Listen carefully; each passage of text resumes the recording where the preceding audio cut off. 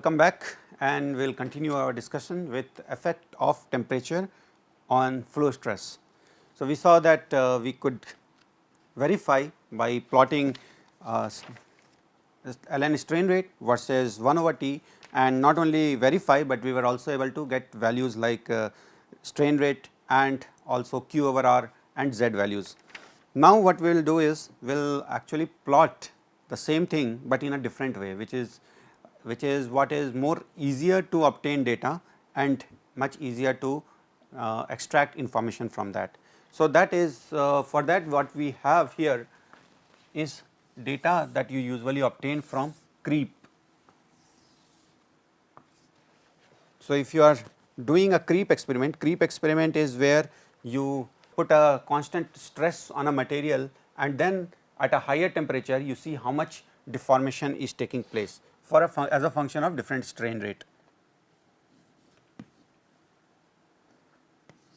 So, the plot for strain rate versus flow stress in this kind of experiment would come out something like this. So, you will have straight lines, more or less straight lines data. So, these are not what you will get are basically data points on this, and I have combined those to get one straight line. So, you will get some straight lines. There may be a little bit variation in the slope, because again you will see that slope is related to Q, but assuming that the temperature range we are talking about, the slopes are not changing much. For example, let us say this particular experiment was done for 3 different experiments for 3 different temperatures, 700, 750 and 800 degrees Celsius, and in that temperature range let us assume that the mechanism of deformation or the mass transport phenomena does not change. Now, here if someone asks you what determine the value of m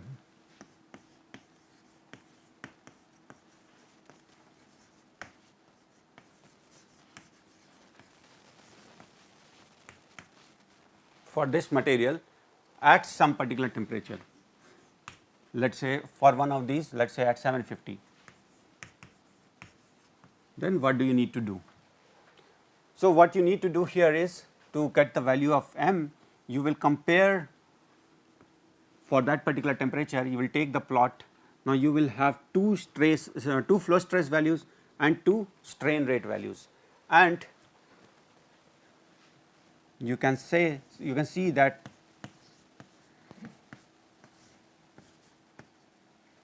since we are assuming that m is also constant in that range, that is another assumption that you have to make, because we are talking about a very small temperature range. So, when we are talking about 750, let us assume that we are within a very small range, we are not changing the temperature by much. Now, sigma 1 by sigma 2 is equal to strain rate. This is our old equation where we know that flow stress depends on strain rate, and from here we can take log on both sides, and you can show that m will be equal to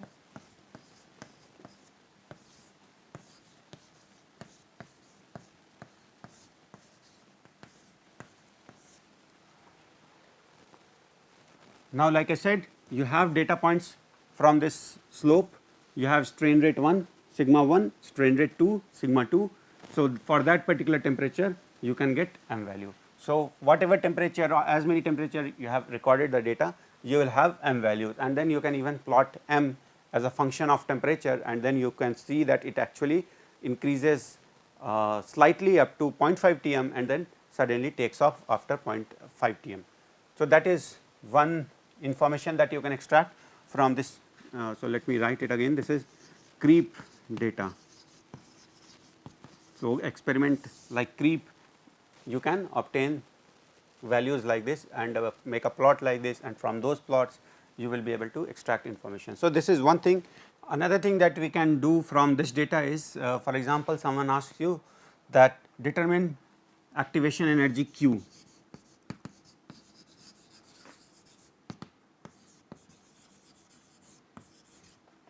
Now, this activation energy Q has to be calculated over a temperature range. So, you would you would may be asked, so calculate over temperature range 700 to 800. Now, when you are doing this calculation, you have to first assume that the activation energy does not change from here, or that is the mechanism of deformation does not change from this temperature range 700 to 800. If it is changing, then you may have to obtain the values at for the two different temperature ranges. So, let us say that the temperature in this particular temperature range, the mechanism is not changing, and therefore, the activation energy is not changing. Now, we can use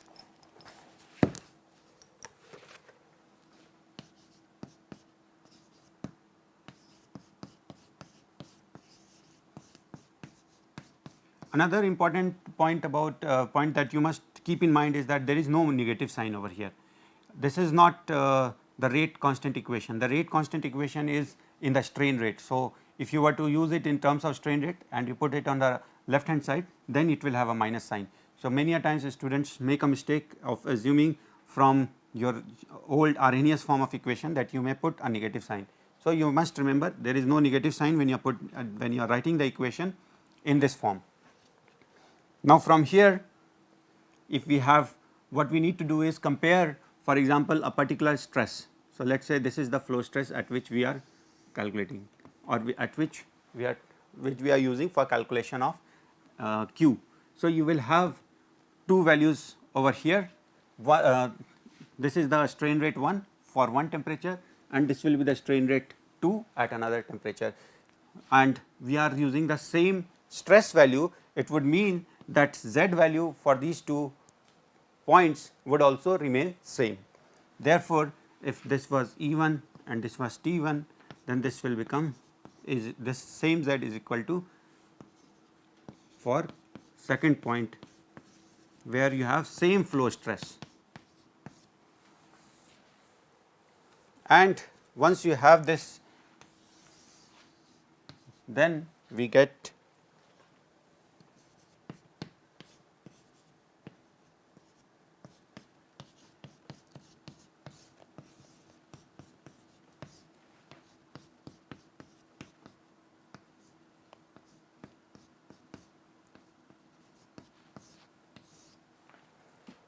now beyond this, it is just a matter of manipulating this equation, and you can show that Q would be equal to R ln strain rate 1 by strain rate 2 divided by 1 over T2 minus 1 over T1.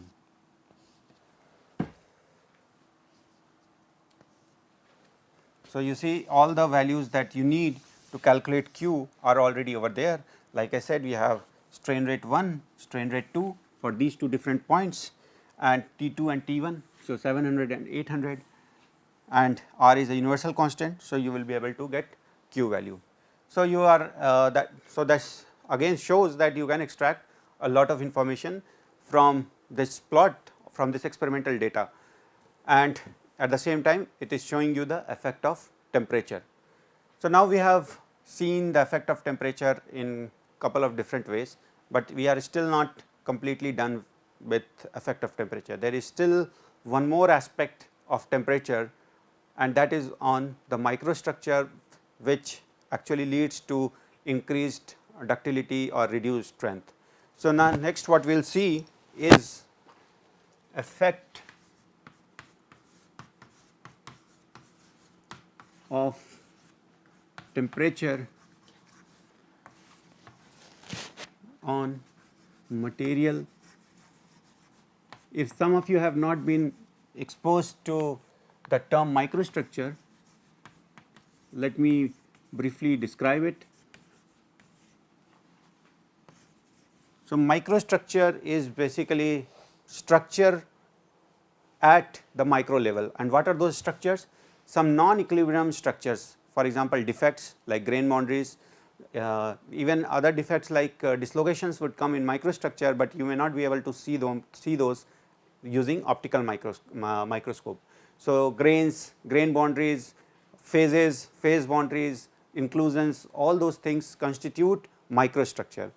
Now, if you look at the microstructure level, for a deformed material the microstructure would be different, for an annealed material the microstructure would be different, and from that microstructure itself you can actually predict a lot of material behavior. And temperature itself affects the microstructure directly, and therefore, through that microstructure also some of the properties of the material change. So, that is what we will see, what are those properties that change, and along with that what are the microstructural parameters that change which lead to those change in properties. So,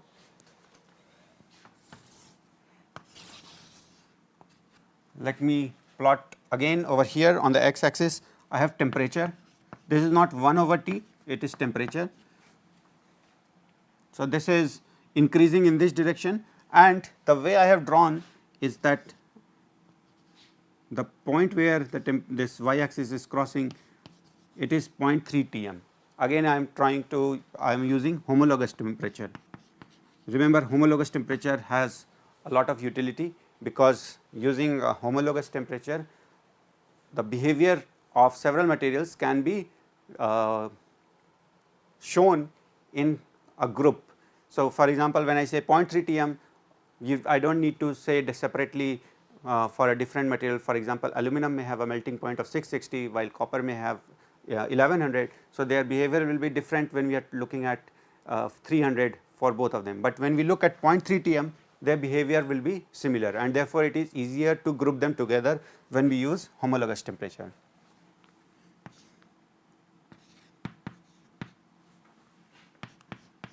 So, another marker that I draw here is 0.5 and some higher temperature, something of the order of let us say 0.7 Tm. This value is a little arbitrary. There is no exact value. What are the exact value, or actually textbook values are 0.3 Tm and 0.5 Tm. These are the more important values that we should be concerned about, but we also have a third region which you can say is approximately above 0.7 Tm temperature. So, now let us see what are the changes that take place. Above 0.3 Tm but less than 0.5 Tm in terms of microstructure, we have a phenomena which is called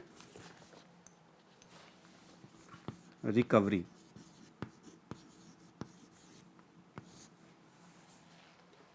It is because of this, you remember we had 3 different zones of working, and I will come to it in a moment. So, this is recovery, and above 0.5 Tm what we have is recrystallization, and at a much higher temperature what we have region or the changes that take place in the microstructure is defined by grain growth. So, there are 3, or in fact you can say less than this is what you can cold worked region, meaning no change in the microstructure at all, it is as it is. And since we have these different microstructural transformation zones, we describe, you remember we had 3 different forms of working based on temperature.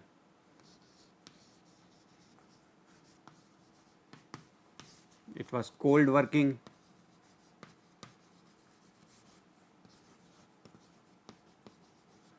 warm working and hot working.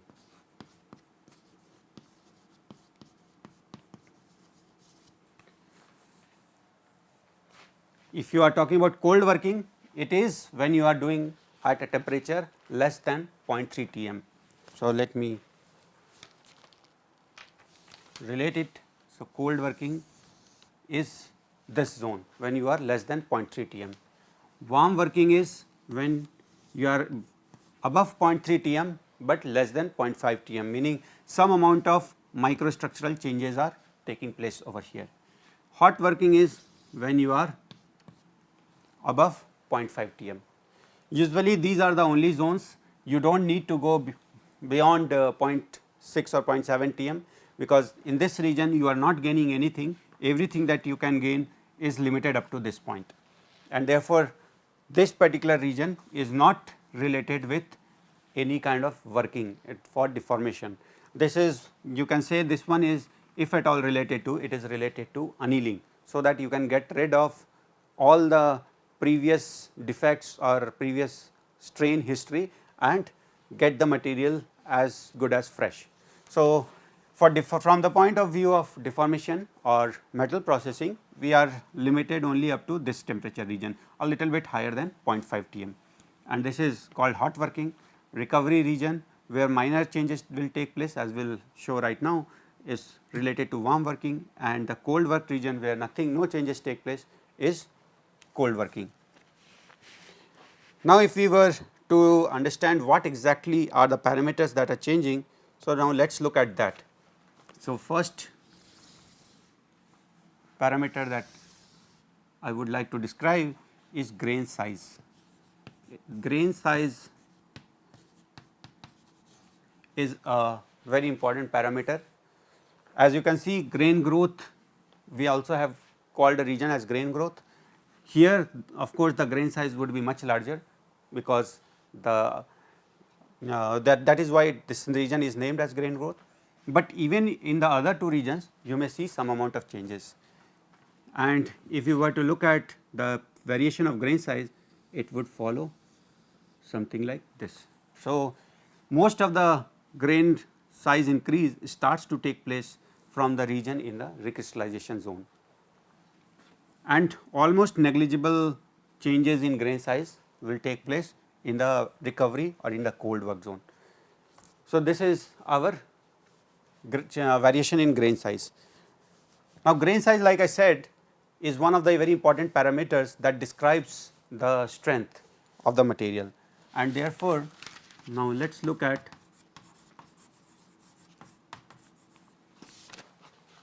the strength value, the variation in the strength value.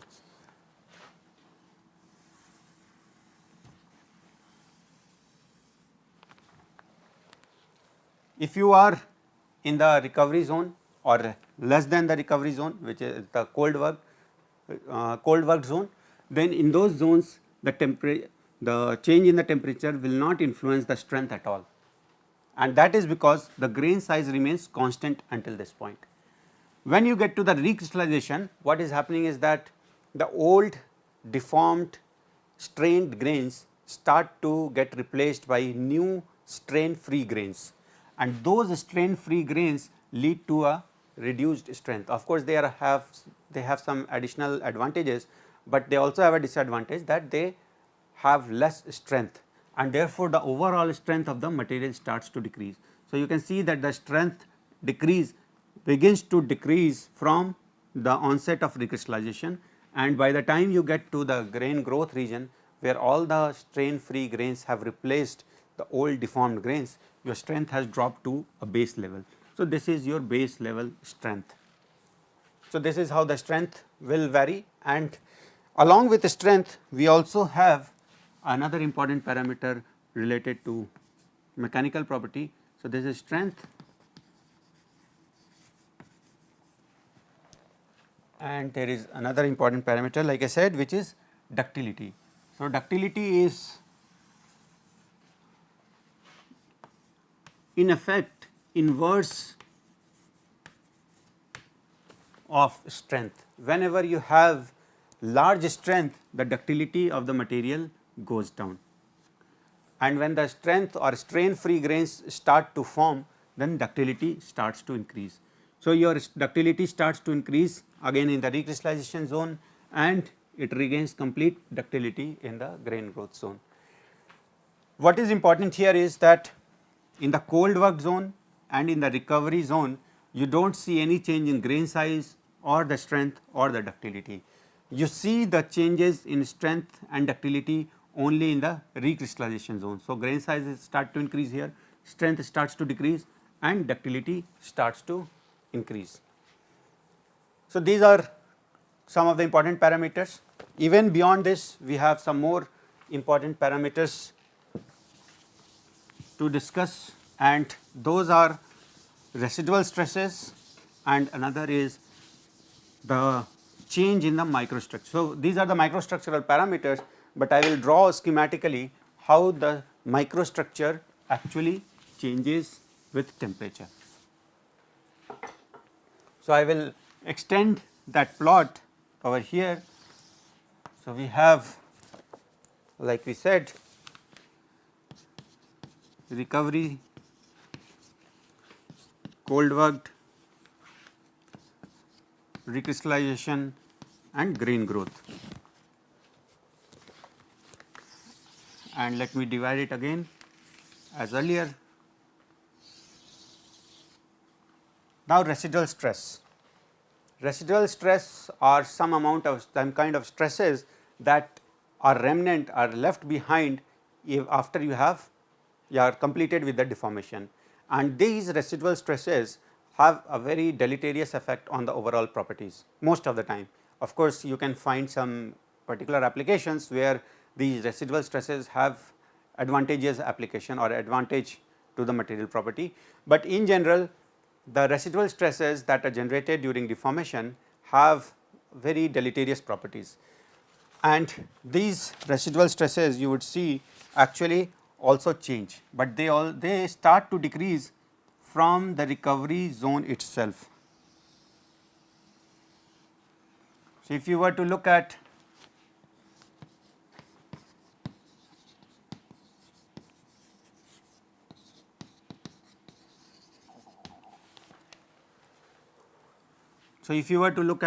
the residual stresses, the residual stress remain constant below 0.3 Tm.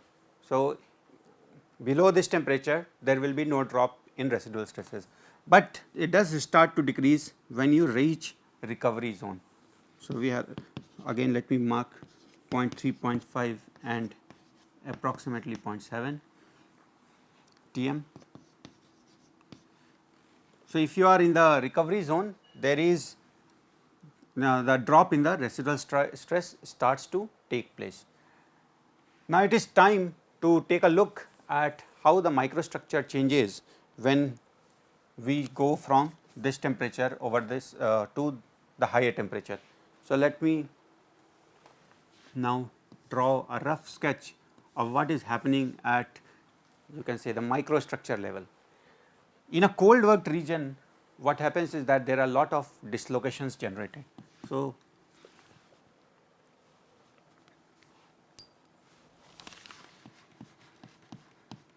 I am representing this T, these are actually the way to represent dislocations. So, these are dislocations which are spread or prevalent throughout the microstructure in a random way, and during deformation the grain boundaries further break down and therefore, the grains become elongated and much smaller in size, and inside each of these grains you have scores, thousands, actually millions of these dislocations. So, in this temperature range, this is the kind of microstructure you would expect. Dislocations would be randomly distributed throughout, and it is because of these dislocations you have high strength, but since the dislocations are randomly distributed, you also have very low properties, some of the properties like low ductility, and at the same time, since it is cold worked and no residual stress has been removed, there are some limited ductility to the material that you have deformed at cold work. So, there are several aspects to cold working, positive and negative, and we will look at them separately, but for now from this figure alone what I am trying to convey is that you will have dislocations randomly distributed, because of which there will be high strength and low ductility, and there will be high residual stresses, because of which the material will have again low limited ductility and some deleterious properties. Now, when you get to the recovery zone, and let us say there are these grains, elongated grains somewhere like this,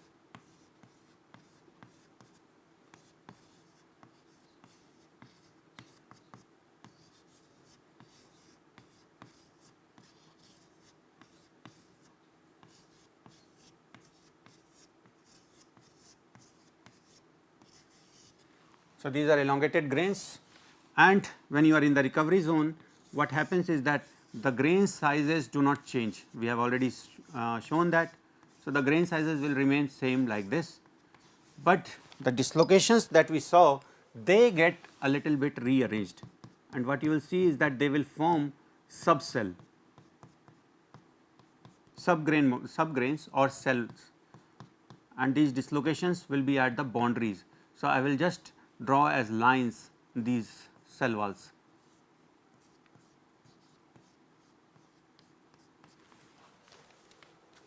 And because of this rearrangement, you see a slight improvement in ductility when you are in the recovery zone, although I have not drawn it over there, but you do see some amount of improvement in ductility. In the recrystallization zones, what happens is that now you start to see some new grains, small new grains all over, and therefore, you can see that these are what are called as equiaxed, meaning in any particular direction it does not have longer growth. Here you could see that these are longer in this direction, but when you have recrystallization, these are all new grains and they are strain free. You can see they are strain free because there are no more dislocation structure inside the grains. And when you move on even further to the grain growth region, which is not of much interest from the point of view of deformation or metal forming, what you have are very, very large grains. So, whatever good properties you could achieve are only limited up to this point, and therefore, the deformation is almost always limited up to this range, and we do not want to get into the grain growth regime. So, we will leave it over here and we will come back and discuss a little bit more about the different types of cold working, warm working and hot working that we have seen today, and these are the two different plots to show what different variations take place, and these variation can actually be related to the microstructure that you see over here. Thank you.